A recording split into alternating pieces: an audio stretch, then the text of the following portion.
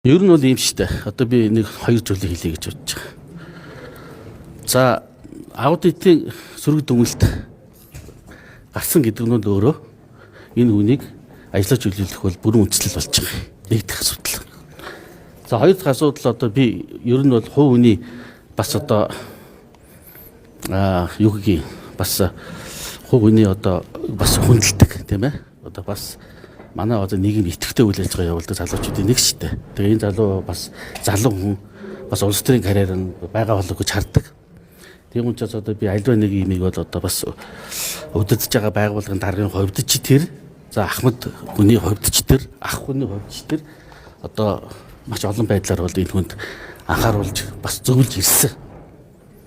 Зүгээр яг одоо бол энэ бол хамт олонд нийгэмд бол нууц зүйл бол биш болцсон.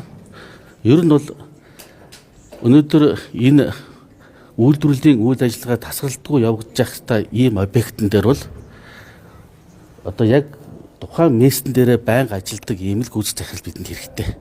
Түүнээс биш алсын занаас үйлдвэрийг удирдах болохгүй шүү дээ. Хоёрдугаар жоохон арх дар суучаараа хэдэн хоног алга болцдог. Ийм удирдлага надад хэрэггүй. Хэрэггүй. Би чинийг нөгөөсгөр хэлж ийсэн. Чи хэрэг ингэж бодож байгаа бол тэр ажлаа өөр газраас хаагаарай. Бид засаг бол чаддаг үний тавьчих гэж хэлсэн. Тийм учраас ер нь бол бүх зүйлийг нэгтэлж үзжгаад бид нар бол төрийн ажлыг бол алдагдуулж болохгүй ч дээ.